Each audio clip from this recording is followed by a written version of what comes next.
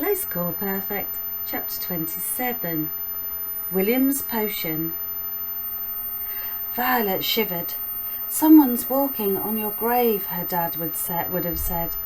She shook off the thought. She eyed the door, then Boy, then the door again. Neither moved, and after a few minutes, Violet sighed with relief. "I don't think they heard you," she whispered. Boy exhaled, washing some colour back into his face. He was about to speak when the siren went off a second time, and the boxes began to move once more. "The conveyor belt must be on a cycle," he whispered, when the noise stopped again. "Next time it starts, we'll open the door and get onto the factory floor. Nobody will hear us in that racket. Then let's both search for the tank William told us about. Get the antidote in it and get out of here." "It might be quicker if we split up," Violet said. "Okay, I'll go right, you go left. We'll meet back here in 10 minutes. Violet nodded, and they both waited nervously for the horn to sound again. On cue, Boy opened the door. The room flooded with steam. It was blinding, and Violet's eyes stung in the prickly hot air. Boy had already disappeared into the clouds on her right, so she made her way gingerly from the tea box room, turning left onto the foggy factory floor. The workers were nothing more than hazy shadows through a veil of steam as they passed by her, busy with their duties. They all wore the same navy coveralls and hats. Violet pulled her cap further down to blend in with the crowd. On her right she could just make out another conveyor belt. Winding through the room, suspended directly above it, was a long metal pipe, dotted with handles and dials. Every so often the pipe rattled until a gush of steam jetted out of it as if releasing pressure. The belt overflowed with long, loose stalks of the chameleon tea. They'd seen baled in the warehouse earlier. The grass was moving towards a ceiling bed of knives that rapidly chopped it into tiny particles resembling mirrored tea leaves. Violet followed the belt forward. The temperature began to rise, and she fanned her coverall as she watched the tea leaves, which now passed under a giant heater. On the other side, they were a toasted brown colour and had lost their shimmer. William had guessed that in some part of the process the leaves would be sprayed with his brother's concoction, but Violet hadn't seen any sign of it yet. She hoped Boy was having better luck. The siren started again. She had to concentrate, but it was so hot. Sweat dripped into her eyes.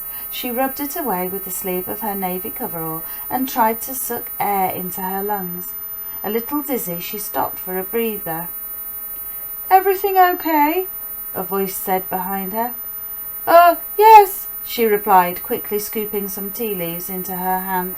"I just, checking the consistency," she said, picking a word her mother used when she talked about cake mixtures. The man nodded and moved away.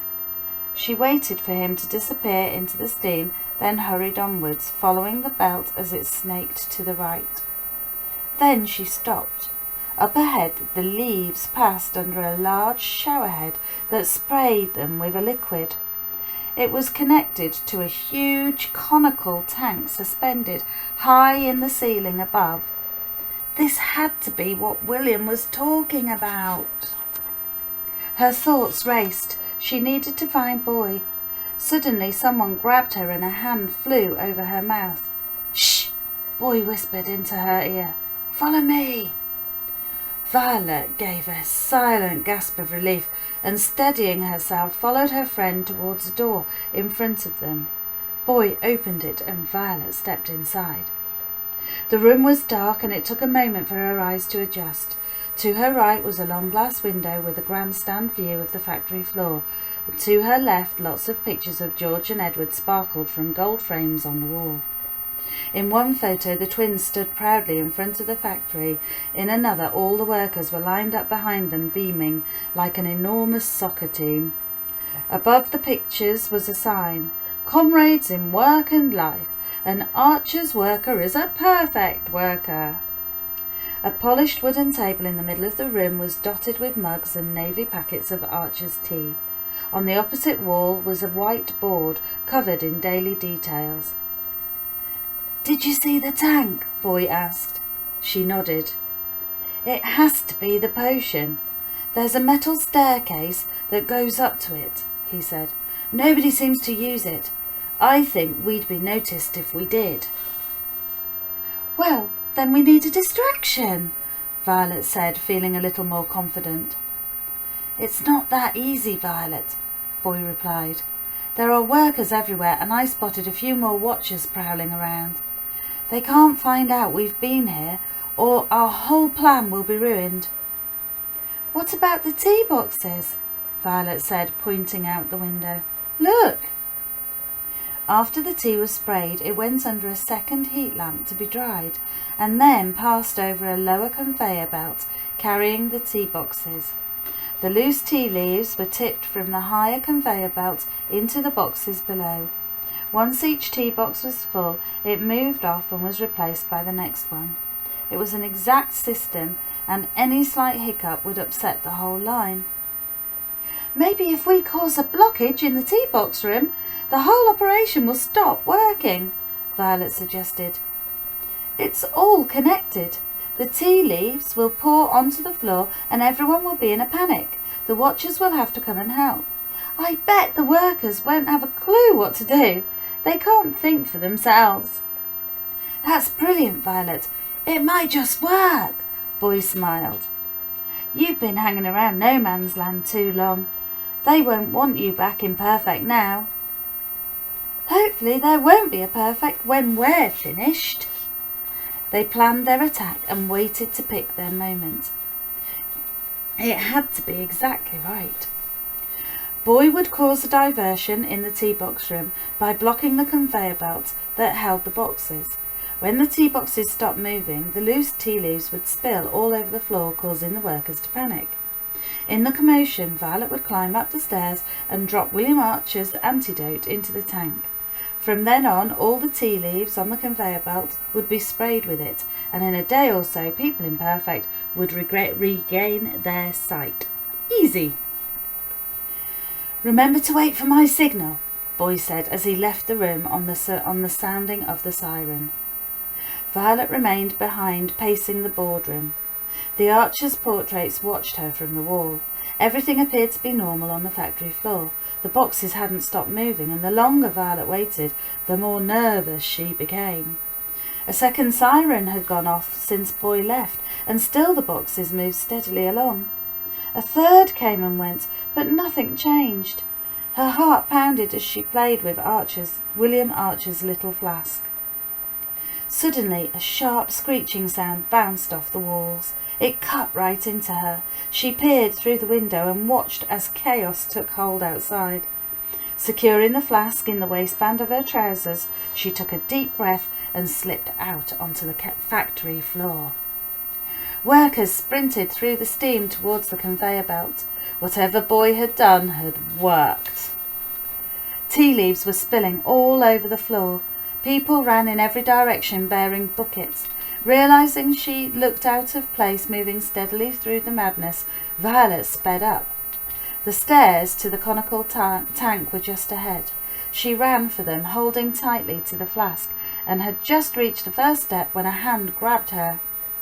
"We're losing the tea! We're losing the tea!" a man sounded in a panic.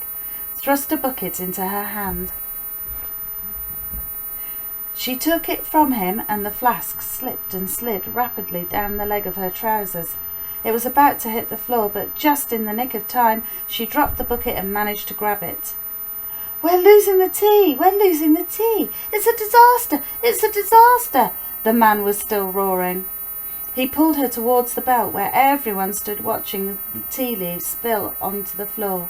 Suddenly 2 watchers appeared. Violet looked away, afraid they'd noticed she'd seen them. She had to remind herself constantly that the watchers were invisible to everyone in Perfect. Her hand shook as she secured the flask once more in her waistband and pulled her cap further down in case they'd notice she wasn't wearing glasses. "These people are so stupid sometimes," one of the watchers snarled as he grabbed a bucket from the crowd to catch the falling tea leaves. The worker he'd taken the bucket from looked blankly at his empty hands. "Did you see that?" he said to the man beside him. "My bucket's moving by itself." "That's 'cause they're automatic," the second man replied. "The archers invented them. If we stand here long enough, the buckets will know what to do." Violet couldn't believe her ears. William was right. People really were nothing without imagination. She needed to move away and get to the stairs, but the watchers would notice. She looked round for Boy, but couldn't see him. "Give me that, you stupid fool," the watcher said, grabbing a bucket from another unsuspecting worker. "Are you going to help me fix the blockage or what?" he snarled to a fellow watcher who was standing idly by. "Stop gawping. You're as bad as the rest of these idiot workers." "Fix it yourself," the other watcher snarled back. "I'm sick of you ordering me about." "You're what?" the first watcher snapped, dropping his bucket and clenching his fists. The workers began to panic as the tea leaves were once again spilling all over the floor. "There's something wrong with the buckets! There's something wrong with the buckets!" a woman screamed, running round in circles. Violet took her chance. She raced up the stairwell to the tank just as the roar rose up behind her. She looked back, afraid someone had seen. The two watchers were rolling around the floor, fighting as other watchers ran in to break them apart. All around them the workers stood open-mouthed, as in their eyes an invisible force hurled buckets and tea leaves in all directions. Violet sped up the steps. Reaching the top, she pulled out the flask. A steel landing hugged the circumference of the tank. She ran frantically around it, but there was no opening to tip the contents of the flask into. A ladder on the side ran over the top of the steel cylinder. If anyone looked up now, they'd see her scaling the tank, but luckily the watchers were still focused on the fight. She took the flask in her teeth, grabbed the sides of the metal ladder and quickly climbed to the top. She couldn't help looking down. The ground seemed miles below. Her arms shook and dizziness hit. She steadied herself for a few seconds. There was a small circular handle like a steering wheel on the top of the tank. Her heart pounded as shrieks reached up from the factory floor. She crawled over to the handle and twisted it with all her strength. It was stiff at first, but quickly loosened in her grip, opening up a small trapdoor into the tank. Ripping the cork from the flask, she kissed the murky glass and emptied its contents into the liquid below. Then she closed up the door and climbed back down the ladder. The fight was still in progress as she descended the stairs and snuck back to the boardroom where Boy was waiting for her. With a quick nod, she followed her friend through the steam towards the exit. All the watchers were now occupied inside, so Boy and Violet slipped out unnoticed past the bronze statues of the Archer brothers. The pair sprinted across the yard and hid their coats in the warehouse. "You got the liquid into the tank?" Boy asked, bending over to catch his breath. "Yes," Violet panted. "No one saw?" "No, I don't think so. They were all too busy with the fight." "So we've done it. The people of Perfect will soon be able to see again." Violet nodded, lost for words. She couldn't quite believe it herself. Full of energy from the morning's excitement, they followed George's Road back into the middle of Perfect. The town was busy when they hit Edward Street, and while Boy was still invisible to the townsfolk, Violet kept her head down, afraid she'd be noticed. Her heart pounded as they entered Archer's Avenue, and she was just turning onto Rag Lane when Boy pulled her back. "No, this way, Violet." She followed him down past Iris Archer's house to the bottom of the avenue. stopping by the wall where they'd landed earlier that morning. Boy, lizard-like, used little nooks and crannies in the stone to scale the height.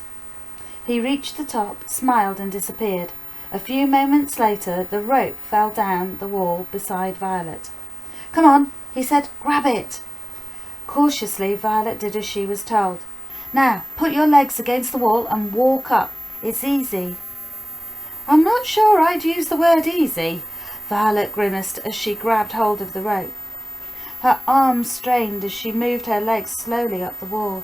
She got to the top, exhausted, and scowled at Boy before peering over the edge back down to the ground. She wobbled and he grabbed her arm. "Thanks," she gasped. They were up so high she could see across no man's land. And perfect. One town hidden inside the other, separated only by a wall. She'd been so nervous earlier she hadn't noticed the view that morning. How beautiful the town would be if only it wasn't divided. And that's the end of chapter 27.